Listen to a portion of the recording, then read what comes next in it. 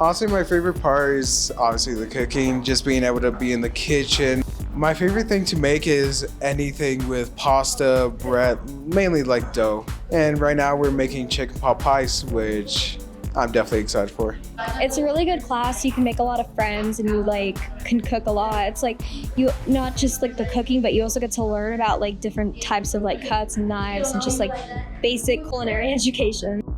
On the days we don't cook, they're severely disappointed. They walk in and say, "Are we cooking?" And I say, "No." And oh, the kids love it when industry professionals come in and give them, the real scoop on the industry and the real secrets and the real tips. They love it. They eat it up, so to speak. Yeah, I have cooked for my family before. I made them mac and cheese. I've helped my mom in Thanksgiving dinners. It's definitely something I enjoy doing with my family. Anytime a student tastes something for the first time that they were maybe reluctant to taste, with a little convincing, they agreed to taste it and their face is lit up. There's the hook right there, and I've got them forever.